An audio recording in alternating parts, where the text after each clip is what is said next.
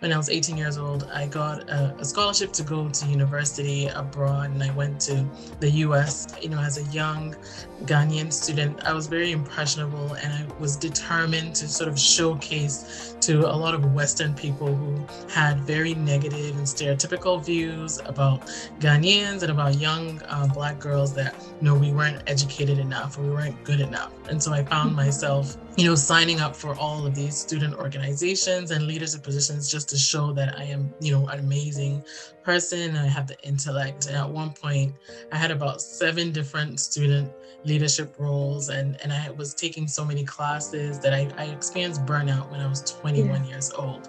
Yeah, and that burnout, took me to the hospital where I had sort of a panic attack, which felt much like a heart attack.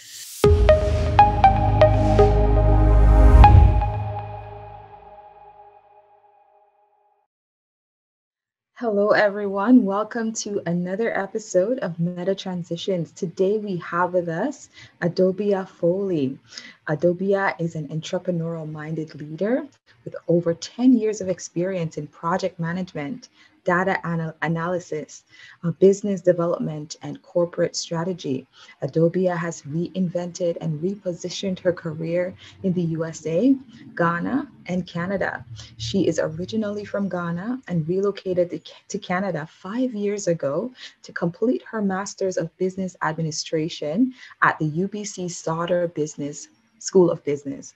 She's currently a project manager at Lululemon in Vancouver. And in December 2019, Adobea launched Start, Grow, Pivot. She currently lives in Vancouver with her husband and her 4-year-old daughter. Welcome to our channel, Adobea. We're so happy to have you. Thank you so much, Tricia. I'm happy to be here. Yes. All right. So let's get right into it, Adobea. What is your story? My story is one of overcoming and shaping a personal narrative that I wasn't good enough and that I had to achieve so much more and live up to very grand expectations that I felt that my family had put on me.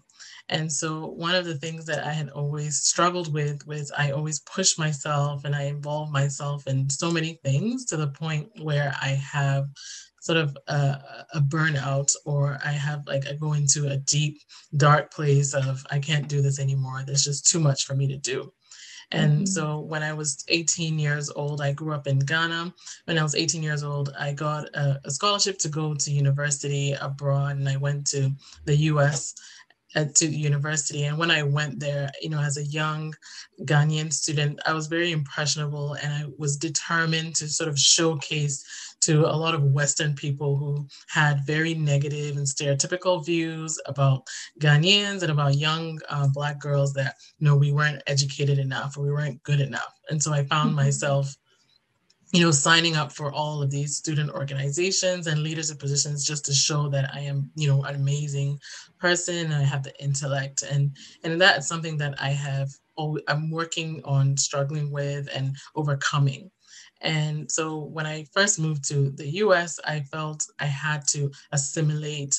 I had to, be, what they wanted me to be and not really do what I really wanted to do. So I found myself, going for the most difficult challenges, running for the most difficult offices. And at one point, I had about 7 different student leadership roles, and I was taking so many classes that I experienced burnout when I was 21 Yeah. years old. Yeah. Yeah, and that burnout, took me to the hospital where I had sort of a panic attack, which felt much like a heart attack. And Mhm. the doctor said, you need to slow down, you need to just stop classes, stop all of that, and just kind of rest. And I did take that time to realize that, who was I really, and why was I trying to prove so much to so many people, and all of these awards and accolades. And every time I missed an award or I didn't get something, I would take it so to heart, and I'd be so devastated by a rejection or by a loss. So on my graduation day, I missed getting a magna cum laude honors by like 0.05%. And I Yeah. just that was all I was thinking about. My family had flown in from Ghana, my aunt and my mom, my sisters, and I was just very grumpy the whole day. I was like, I didn't get this magna cum laude. I only got this cum laude, and I needed to be the top. So I kind of took that disappointment to heart, and I let it Mhm. kind of let me set my sights lower and think to myself that, okay, if I wasn't good enough to meet the highest honor, then maybe I'm not good enough to do this. And so I had a year in Washington D.C. where I just felt like lost, and I wasn't sure, that I was achieving all that I could achieve in the U.S. and I wasn't myself.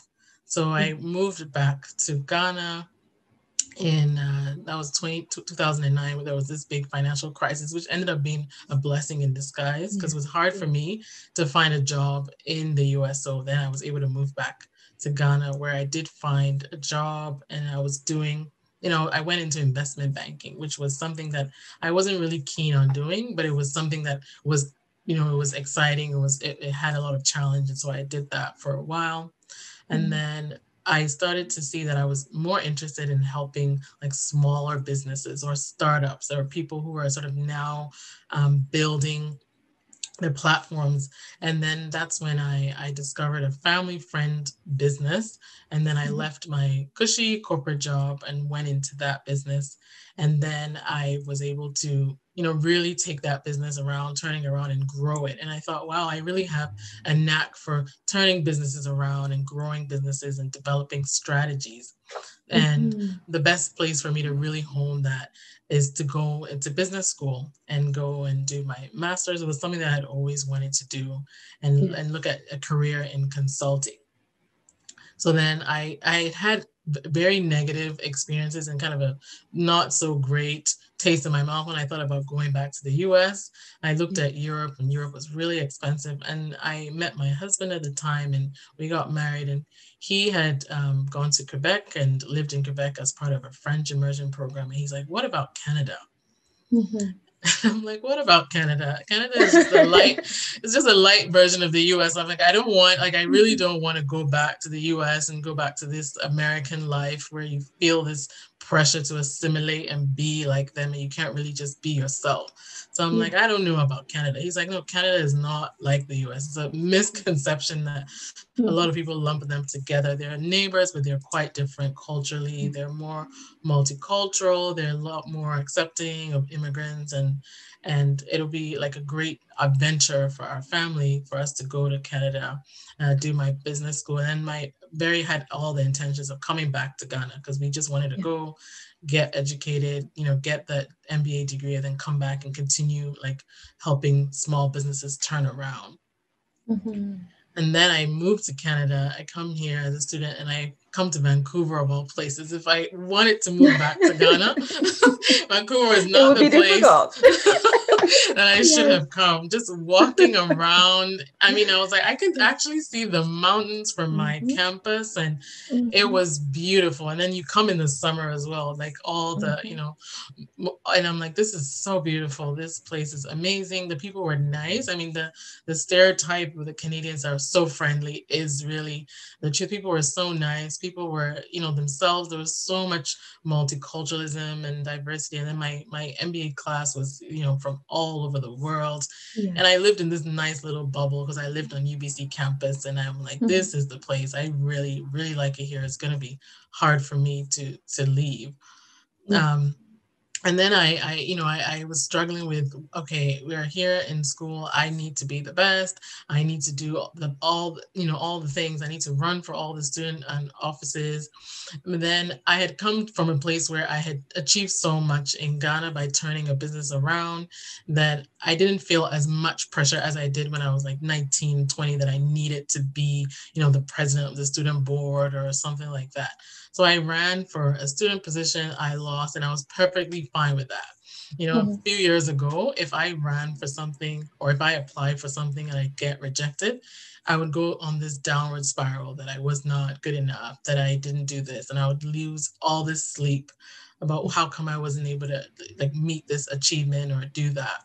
And, luckily for me, I had grown, I had achieved things, because I had started to do things that were more true to me, Yeah. instead of doing things that I thought were like more exciting or more challenging, because doing a career in investment banking was like the in thing to do at the time.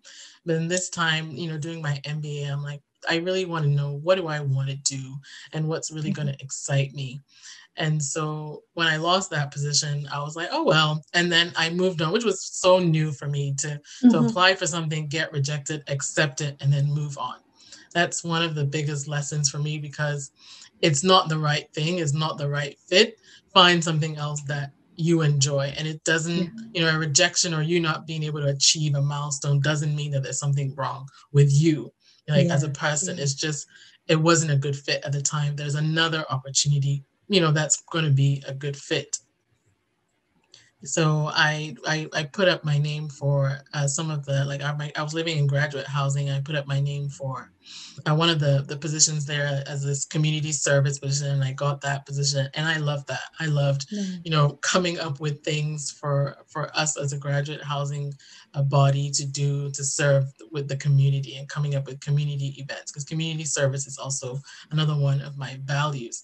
And Mm-hmm. so not getting the student position, but getting this other graduate housing position was another light bulb moment, because here I was doing something that I really truly care about, and Yes. the student position was something that I felt I had to do to Mm-hmm. to Mm-hmm. improve So one my, was linked yeah. to Hmm. obligation, and then Yeah. the other one was linked to values, Yeah, which, it's exactly. really interesting how, the values one is the one that you received and would Yeah, be able to put your whole heart into, rather than exactly. the one that's out of obligation. You'd probably feel the burnout again that you felt Yeah, years earlier. exactly. Mm-hmm. Exactly. So I think when I learned that, okay, what do I value? What's important to me, and how do I balance wanting to do so well, wanting to achieve so much, having an opportunity to go to a school like UBC, there's so many things that you can do as a student, so many things that you can learn. And then what am I going to do post school? What am I going to do? Like, look for a job. You also want to make sure that you're doing things that you care about, you're doing things with purpose, and then you're doing things that will also help you in building that profile that you're going to be competing to find a job afterwards. Yeah. Yeah. Yeah. Okay, thank you for Mhm. sharing your story. I Mhm. really, find that sort of this storytelling, Mhm. and sharing our stories, was really a great way of, helping others to recognize that, it takes a journey. We Mhm. go along a journey in our lives that, it takes sometimes effort and, Mhm. specific steps to get to where you want to go. And that's sort of what I'm hearing, Mhm. along your journey, where, you had to move to so many Mhm. different places to Mhm. accomplish what you've accomplished so far. Mhm. And, even sort of dabbling in different things also Mhm. sort of gave you the experience you Mhm. needed to get to where you are as Yeah. well, right? Mhm. So that Yeah. idea of moving from one country to the next, Mhm. recognizing that, okay, I got my degree, but I'm really not comfortable living here, Mhm. Yeah. right? The Mhm. crisis is sort of like, okay, I guess I can't get a job here. I have Mhm. to move again Yeah. Mhm. back to Ghana, right? Mhm. And then you create, yeah, an opportunity presents itself to you where Mhm. you're able to learn more about finances, investment Mhm. banking, and then sort of like jump into another role Yeah. that's unexpected again. So it's Mhm. almost like this idea of seizing opportunities, Yeah. Mhm. where you wouldn't have expected those opportunities to Exactly. Yeah. come, right? Mhm. It's sort of that idea of opening yourself up to the possibility of what you can do with Yeah. opportunities that present themselves, Yeah. right? So then you're Mhm. in this position of growing a business, right, and helping Mhm. a small business to flourish, which is, really great entrepreneurial, Mhm. skills right there. And then, this idea of getting married and then Mhm. moving back Mhm. moving again to another country because you want to build on that skill, right? You're Mhm. recognizing that, this could be something that could, mature into something else, another opportunity. So it's sort of that growth mindset I'm Yeah. hearing from Mhm. you, right? But I also hear that that growth mindset came out of also the way that maybe you saw yourself. So, you talk about that systematic, internalized way of looking at yourself from what you experienced in the US, right? That idea of, the way that Black people are seen, right? And sort of that sense of worth and that fighting against that, that sense of I need to prove myself. I need to work 2 times harder.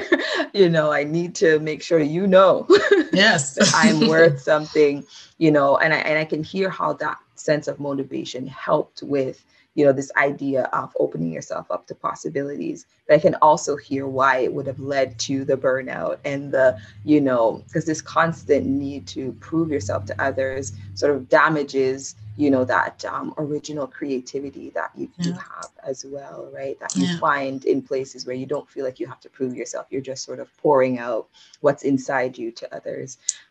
So I completely hear that sense of burnout, that sense of, needing to let go of the need to prove yourself to others and, sort of just identify, okay, what do I, Adobea, need to share with the world? And I can see how that was something that was able to flourish when you went to UBC, and you had the opportunity to do your master's, and get rejected and be like, you know what, that's okay. I can try something else. Yeah. Right. So thank Yeah. you for sharing your story with us for sure. All right. So maybe what you can share with us are maybe some tips. Like I know Start, Grow, Pivot is Mhm. this new business that you've started, where you're coaching individuals Mhm. um, around, this idea of starting somewhere, Yeah. this idea Mhm. of, you can grow your business into something, right? So tell us, maybe 1 or 2 tips. Don't give away all your secrets, right? Of ways that maybe people that are in your position who want to get to another place in their journey, how can they do that? Yeah. One of the things that I focus on with Start, Grow, Pivot is understanding the person's values. I ask them questions like, what are your strengths? I do a assessment. I'm like, what are your strengths? What are your goals? And Mhm. what are your values? What are you doing that's working? And what are you doing that's not working? And many a times people are stumped by that question because they haven't really, sat down to really strategize. And I realized we can sometimes just be on all the time, go, go, go, go, go. And I do that Mhm. sometimes. I'm like, okay, now I need to do this. Now I need to do this marketing plan. Now I need to do this campaign. And then sometimes my husband or my sister will be like, what exactly are you trying to achieve here? And I'm like, that's what I ask my clients. I'm just going, and you need to stop and reflect. Reflection can help you strategize, and strategy can help you work smarter. And my whole thing with Start, Grow, Pivot is, are you working really smart or are you working really hard? A lot of people think, well, I submitted about 1,000 or I submitted 100 applications. I do 10 applications a day and then no callbacks. No one is getting in touch with me. And I'm like, those 10 applications that you submit a day, like how personalized and how tailored are they to the hiring manager? Like the hiring manager, you cannot sit down and customize your resume 10 times. It's not humanly possible. So you're Yes. probably just doing a few tweaks here and there, and you're sounding like everyone else. How do you really bring you to the table? How do you really say that this is what I want to do? This is what really aligns with me, and this is what I want to go after. And if you take your time and do one application, sometimes I have my to-do list of 10 things, and then I look at it and at the end of the day, and I was only able to do one thing. And I'm like, oh, I have so much to do. And that one thing that I agonized on will actually make the 10 things easier the next day.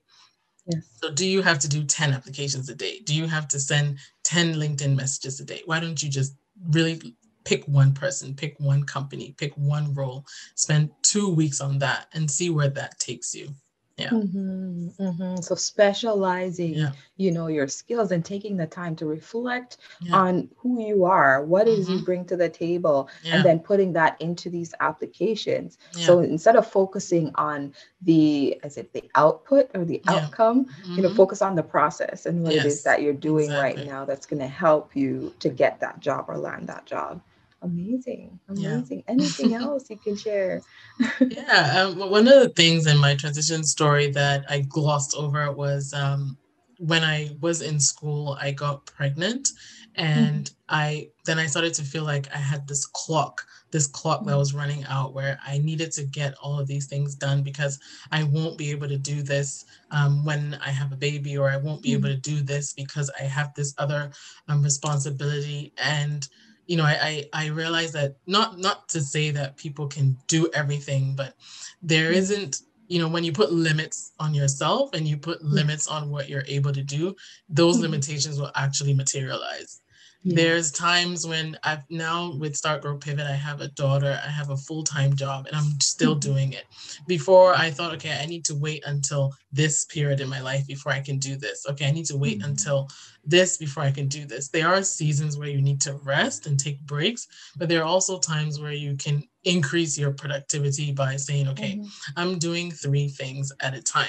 Like, I know you've Yes. done that, and it can be counterproductive if you're just flailing, but it can also Mhm. be so and powerful if you take time and say, okay, Saturdays are for this, maybe Sundays are for this, maybe when the baby is sleeping, I can write like a blog post, things like that. I realized that I just put a limit on not being able to do maybe more things at once. You can definitely not multitask, but if you Yeah. just concentrate on one task for one day, concentrate on another task for another day, and then concentrate on another task for another day, I think we can do more things. And I think we can try to do things in a smart way, in a productive way, where we're not flailing and trying to be everything to everyone and do everything.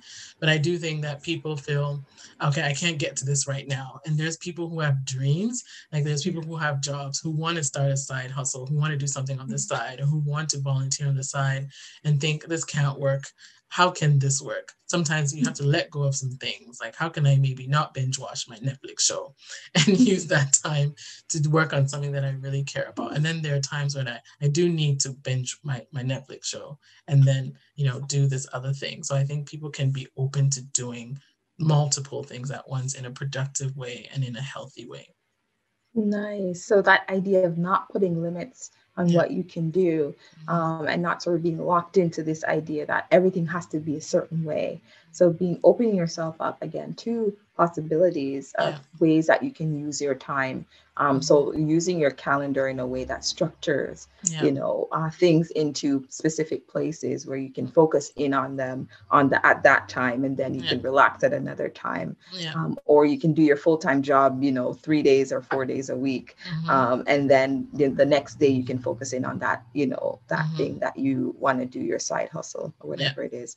Yeah, it's a great way of looking at opening yourself up to more possibilities, or finally doing something on the side that you've Yeah. always wanted to do that Yeah. could eventually Hmm. become your full-time hustle. Exactly. Yes, Yeah. definitely, definitely.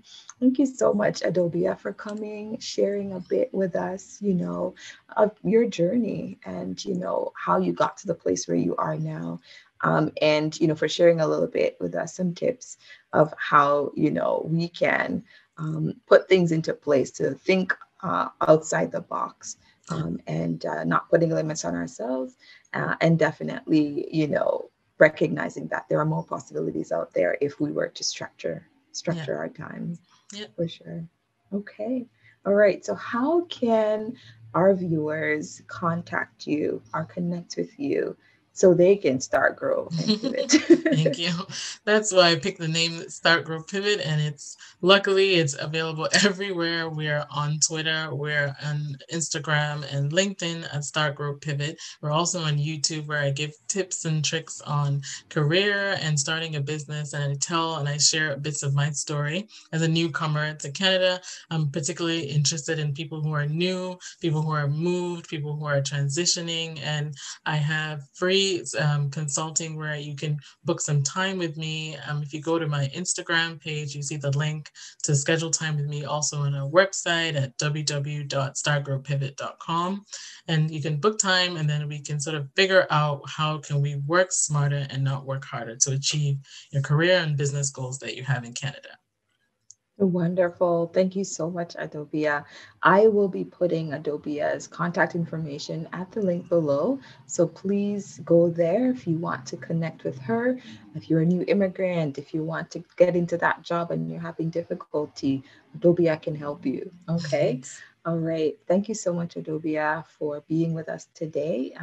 We're really thankful for you. So thank you again. Yeah, thank you so much, Tricia, for using your platform to tell stories because I really do appreciate other people's stories and I learn from other people's stories. And thank you for giving me the opportunity to share my story as well. Definitely. All right. Well, there you have it, folks. Until next time, take care. Thank you.